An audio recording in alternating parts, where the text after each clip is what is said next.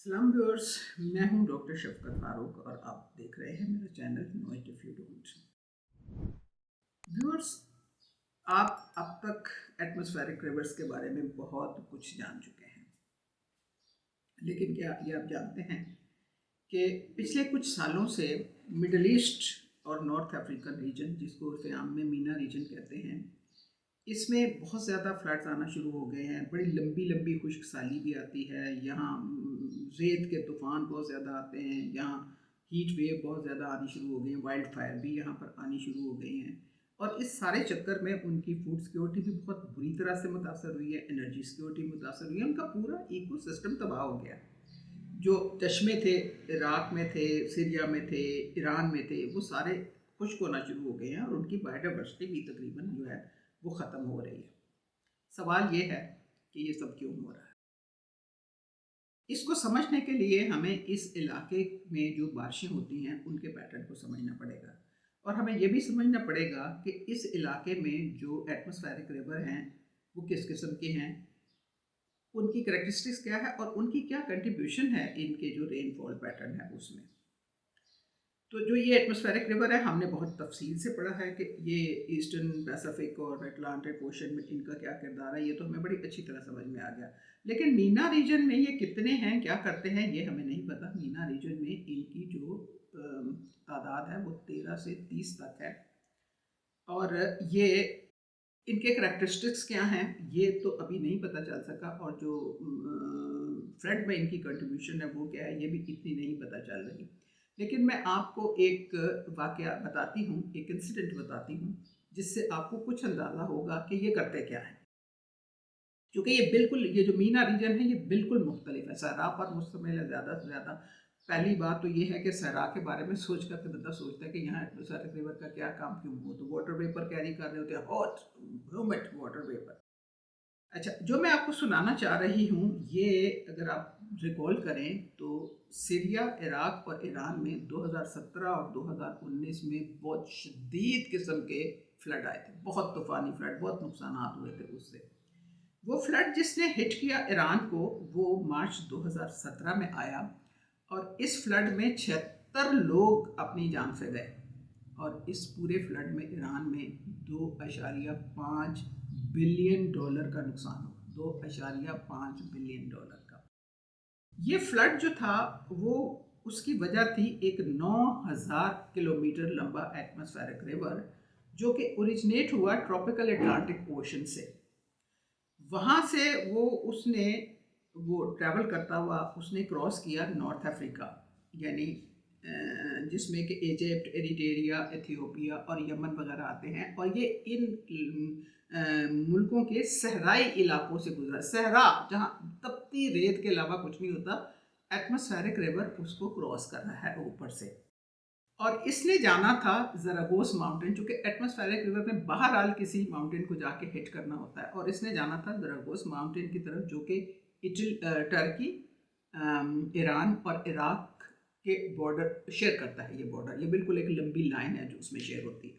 अच्छा, वहाँ ज़रागोस माउंटेन में पहुँचने के बाद, इससे पहले कि ये हिट करे ईरान को, ये कैस्पियन सी से गुजरता है। उससे पहले ये रेड सी से भी गुजरता है, कैस्पियन सी से गुजरता है, और फिर ये जाकर उन माउंटेन में टकराता है, कूल होता है, कंडेंस होता है, और फिर इसने अपना सारा पानी जो था ये इसने गिरा दिया ईरान में, और ईरान में ये तबाही मची। अब ज़रा आप ये मैप देखें। अब ये देखें, ये एक सिंपल मैप है। ये मेडिटेरेनियन सी है, तो इसके पीछे है ट्रॉपिकल अटलांटिक ओशन, वहाँ से ये ओरिजिनेट होता है, और ये है सारा मेडिटेरेनियन सी। और ये मेडिटेरेनियन सी यानी ये यहाँ से जो सहराई, ये सहराई इलाका है जो कि इसके नीचे है। अब यहाँ से ये जब ये पूरा सहरा क्रॉस करता है तो ये एंटर होता है रेड सी में। रेड सी से ये निकलता है, जाता है सऊदी अरेबिया की तरफ, और सऊदी अरेबिया के ऊपर से निकलता हुआ ये बढ़ता है सीरिया और इराक की तरफ, और इसने अल्टीमेटली वहीं जाना होता है ज़रागोस माउंटेन की तरफ। और ज़रागोस माउंटेन के पास जब ये पहुंचता है तो आप अगर गौर करेंगे इस मैप में तो इसके ऊपर लेक उर्मिया है। ये टर्की की लेक है और ये दुनिया की सबसे बड़ी सॉल्ट वाटर लेक है। अच्छा, वहाँ से उसके नीचे से ये फिर कैस्पियन सी में एंटर हो के नीचे मुड़ता है और ईरान में आकर ये हिट करता है। अब ये चीज़ें आप अपने जहन में रखिएगा। अगर आप इस मैप को देखें ना, तो यहाँ से आपको ज़्यादा अच्छी तरह पता चलेगा। ये मेडिटेरेनियन सी है, वही बात कि इसके पीछे है ट्रॉपिकल कैलिफोर्निया, और ये ओरिजिनेट होता है यहाँ से और फिर ये सहरा है, इजिप्ट से गुजरता है, सूडान से गुजरता है, अल्जीरिया से गुजरता है, एथियोपिया से गुजरता है, और ये एंटर होता है रेड सी में। रेड सी से जब ये निकलता है तो ये सऊदी अरेबिया के ऊपर से आप देखें ये निकलेगा और फिर ये मूव करेगा इराक और सीरिया की तरफ। अब ये मैप आपको बड़ी क्लियरली बता रहा है कि ये कितने बल्क आ रहा है, ये वाला जो एटमॉस्फेरिक रिवर है। जबकि मैंने आपको जो पहले दिखाया ना वो बिल्कुल स्ट्रेट है, हवाई से उठा कैलिफोर्निया को हिट कर दिया, हवाई से उठा जापान को हिट कर दिया, जापान से उठा वाशिंगटन डीसी को हिट कर दिया, स्ट्रेट चलता है, ये बल नहीं खाता, लेकिन ये बहुत सारे बल खा रहा है। अब इसमें क्या हिकमत है, ये अगर आपकी समझ में आए तो मुझे बताइएगा, जो मेरी समझ में आया वो मैं आपको बताती हूँ। तो ये ज़रागोस माउंटेन यहाँ से सीरिया और इराक से फिर ये मुड़ता है, ये ज़रागोस माउंटेन की तरफ जाता है और वहाँ से ये कैस्पियन सी में जाके वहाँ से नीचे फिर मुड़ता है और ईरान में आके हिट करता है, चूँकि यहाँ पर वो सारे ज़रागोस माउंटेन हैं जो कि कॉमन हैं ईरान में, इराक में और टर्की में। अच्छा, अब इस पूरे 9000 किलोमीटर जो चला और कितने बल खा के ये आया, इसके अंदर जो पानी की अमाउंट है ना, आप हैरान हो जाएंगे सुनकर। इस इलाके में, पूरे इलाके में जहाँ से ये गुजर के आया, वहाँ पर 4 दरिया बहते हैं, बहुत बड़े बड़े दरिया। टिग्रिस बहुत हिस्टोरिक इसकी वो है, इम्पोर्टेंस है, वो है, ये फुरेट रिवर है, कारून रिवर है और काखे रिवर है। इन चारों के पानी को अगर आप इकट्ठा कर लें तो इस एक 9000 किलोमीटर एटमॉस्फेरिक रिवर में जो पानी था वो इन चारों दरियाओं के पानी को मिलाकर उससे 150 गुना ज़्यादा था। 150 गुना 4 दरियाओं के रिवर से। तो जाहिर है फिर उसने जहाँ गिरना था वहाँ उसने तबाही तो मचानी थी।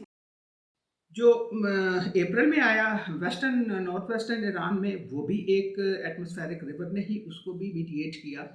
और उसने जब वो बारिशें हुई, तूफान आया नीचे बारिशों का, तो उससे जो उर्मिया लेक जो कि डेसिकेट हो चुकी थी वो भर गई पानी से।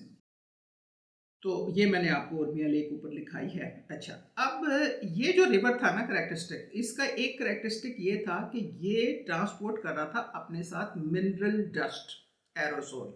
मिनरल डस्ट एरोसोल, इसका मतलब है कि एरोसोल पार्टिकल थे, उसके अंदर मुख्तलिफ किस्म के मिनरल्स थे। अब जो एरोसोल पार्टिकल होते हैं ये हाइड्रोस्कोपिक, यानी ये पानी को अट्रैक्ट करते हैं।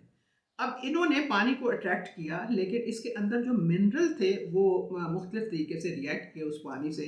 उसने बादल भी पैदा कर दिए, उसने बिजलियाँ भी पैदा की और उसने बिजलियाँ चमका भी दी कई जगहों के ऊपर में। अच्छा, इसका जो दूसरा फीचर था वो ये था कि ये इतने लंबे लंबे रूट से आया, बड़े चक्कर काट के आया, सहरा से गुजरता हुआ आया। तो इसके बावजूद इसका जो मॉइस्चर है, आपको पता है एटमॉस्फेरिक रिवर तो भरा हुआ होता है उससे, ह्यूमिड वाटर वेपर से जो गर्म होते हैं। तो ये सहरा से गुजरा, तपती रेत से गुजरा, तो वो जो उसके अंदर मॉइस्चर था वो कुछ क्यों नहीं हुआ, ये एक बहुत बड़ा सवाल है। मैंने आपको उसी में दिखा दिया।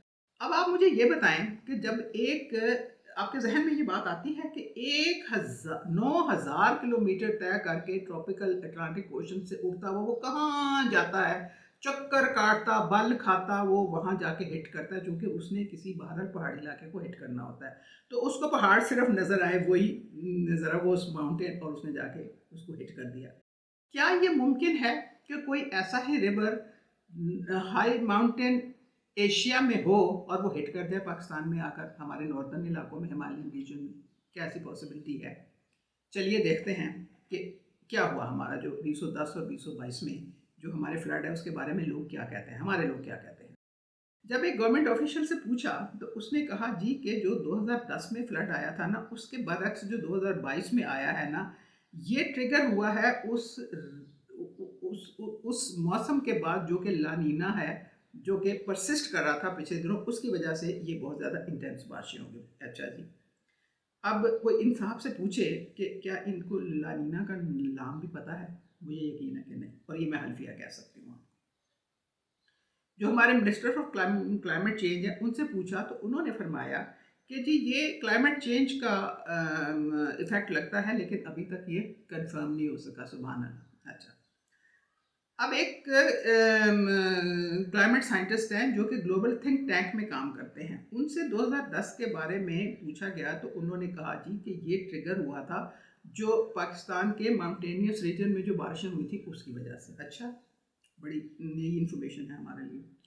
अच्छा, एक कंप्यूटेशनल साइंटिस्ट है जो Oak Ridge national laboratory USA में काम करते हैं, उनसे पूछा तो उन्होंने कहा जी कि ये जो 2022 का जो फ्लड है ये आया ला नीना की वजह से, जो कि परसिस्ट करता था 3 कंसेक्यूटिव ईयर से। ओ माय गॉड अब वो कहते हैं जी 3 साल से परसिस्ट कर रहा था ला नीना, ये ओकरेज वाले फरमा रहे हैं। अच्छा, ला नीना जो है ये मैक्सिमम मैक्सिमम जो परसिस्ट करता है ये 9 से 12 महीने के लिए परसिस्ट करता है, और बड़े ही रेयर केसेस में ये इससे थोड़ा एक्सीड करता है। अब ये फरमा रहे हैं कि 3 साल से ये परसिस्ट कर रहा था और उसकी वजह से ये जो डिजास्टर्स जो हमारा फ्लड है ना ये आया। अच्छा जी, और इसने रोल प्ले किया है। अब मैं क्या कह सकती हूँ, बहरहाल एनीवे जो इंडियन साइंटिस्ट हैं उन्होंने भी, उनके यहाँ भी कुछ ऐसा हादसा हुआ 2010 में, और उन्होंने उसके ऊपर रिसर्च की और उन्होंने इस चीज़ को मद्देनज़र रखा कि इसमें एटमॉस्फेरिक रिवर का कोई रोल हो सकता है, चूँकि उसने ट्रिगर किया था क्योंकि उनके यहाँ जो नॉर्दर्न इंडिया है वहाँ पर बहुत शदीद बारिशें हुई थी और उनको समझ नहीं आ रही थी कि ये बारिशें हुई कैसी हैं, चूँकि जो एटमॉस्फेरिक रिवर है ये उनका कैरेक्टरिस्टिक्स है कि वो यकदम और बड़ी शदीद बारिशें जो है ना वो लेके आता है। अदरवाइज बारिशें जो हैं वो नॉर्मली होती रहती है, हिमालय रीजन में भी होती रहती है, नॉर्दर्न इंडिया में भी होती रहती हैं। अब एक स्टडी जो उन्होंने 6 अगस्त 2010 में की उसमें उन्होंने ऑब्जर्व किया कि वेस्टर्न डिस्टर्बेंस जो कि एक्स्ट्रा ट्रॉपिकल स्टॉर्म होते हैं जो ओरिजिनेट होते हैं मेडिटेरियन से, और ये अपने साथ अचानक बहुत ज़्यादा बारिशें ले आते हैं, और ये बारिशें होती हैं नॉर्दर्न इंडियन सब कॉन्टिनेंट में जो कि एक्सटेंड करता है बांग्लादेश और नेपाल के साथ नेपाल तक। अच्छा, अब ये बारिश हुई क्यों? इसलिए हुई कि एक लो प्रेशर, ये उनकी ऑब्जर्वेशन है जो कि उन्होंने पब्लिश की भी है, एक लो प्रेशर डेवलप हुआ नॉर्दर्न पाकिस्तान के उस एरिया में जो कि एडजर्न करता है आज़ाद वो जम्मू कश्मीर के उसके बॉर्डर के साथ, वहाँ पर एक लो एटमॉस्फेरिक प्रेशर जो है ना वो डेवलप हुआ। अब ये क्यों डेवलप हुआ? क्योंकि ऊपर एटमॉस्फेयर में एक सर्कुलर, आपने देखा होगा कि वो बाज़ औक़ात घूमते घूमते घूमते घूमते आपको बादल नज़र आते हैं ना, वो बहुत ज़्यादा लो प्रेशर कॉल करते हैं, और ये लो प्रेशर जो था इसने पुल किया मॉइस्ट एयर को जिसमें कि वाटर वेपर्स थे, और उस वाटर वेपर ने यहाँ पर बारिश बरसा दी नॉर्दर्न इंडिया में। अच्छा, उन्होंने ये भी देखा कि एक क्लाउड बर्स्ट हुआ जो कि लेह में हुआ। अच्छा, इसके साथ ही साथ उन्होंने ये देखा कि जो कन्वेक्शन डेवलप हुआ था वेस्टर्न हिमालय में पाकिस्तान के करीब, उसके साथ साथ एक बैंड आ रहा था वाटर वेपर का जो कि अरेबियन सी से आ रहा था, गालिबन ये मानसून का पानी था। अच्छा, अब ये लेह की तरफ ये भी बढ़ रहा था जहां ऑलरेडी क्लाउड बर्स्ट हो चुका था, और ये जो बैंड आ रहा था अरेबियन सी से, इसके अंदर 15 से 20 केजी पर मीटर, 15 से 20 केजी पर मीटर वो प्रेसिपिटेबल वाटर था जो किसी भी बादल में होता है। अब ये बहुत ज़्यादा वाटर है।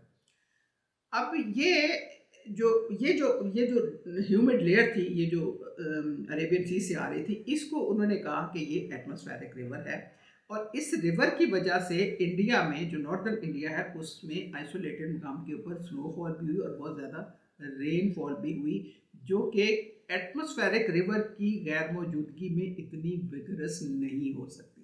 यानी अगर एटमॉस्फेरिक रिवर नहीं है तो वो होगी, नॉर्मल तरीके से होती रहेगी, लेकिन जब बहुत ज़्यादा वो थंडरस होती है, विगरस होती है, तो इसका मतलब है कि किसी एटमॉस्फेरिक रिवर का इसमें हाथ है। अब इसने वो रोल आइडेंटिफाई कर लिया कि एआर ने ट्रिगर किया था ये सडन और एक्सट्रीम रेज जो कि हिमालयन माउंटेन के ऊपर आई थी और नॉर्दर्न इंडिया के ऊपर आई थी। अब आप मुझे ये बताएं कि क्या पॉसिबिलिटी है कि कोई ऐसा ही रिवर जो है वो 2010 और 2022 में पाकिस्तान में वो फ्लड का बायस बना हो? सोचने की बात है कि अगर एक फ्लड जो है वो ईरान में आता है और उसकी वजह बनता है एक 9000 किलोमीटर एटमॉस्फेरिक रिवर जो कि ओरिजिनेट होता है ट्रॉपिकल अटलांटिक ओशन से, वो क्रॉस करता है नॉर्थ अफ्रीका के सराई रास्ते को, वो ज़रागोस माउंटेन में पहुंचता है, क्यों अच्छा ये सब जब हो सकता है तो एक एटमॉस्फेरिक रिवर जो है वो इंडियन हिमालयन रीजन से पाकिस्तान के हिमालयन रीजन में क्यों नहीं आ सकता? सवाल है ना, और पॉसिबिलिटी इसकी है।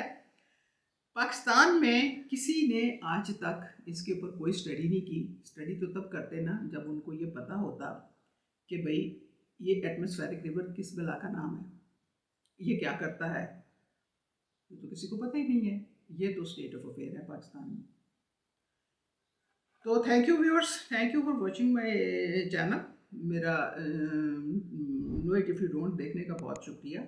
आप इसको लाइक भी कीजिएगा, आप इसको शेयर भी कीजिएगा, आप इसको सब्सक्राइब भी कीजिएगा, ताकि आपको अगला व्लॉग मिले जिसमें कि मैं आपको ला नीना और एल नीनो के बारे में तफसील से बताऊंगी, ताकि आपको समझ आ जाए कि ये बरसात का मौसम आएगा ना, ये आप बहुत लोगों से ये सुनेंगे, मौसमियात वालों से ख़ास तौर पे। और मुझे पता है, मैं पर्सनली जानती हूँ मौसमियात वालों को, मुझे पता है उनको नहीं पता।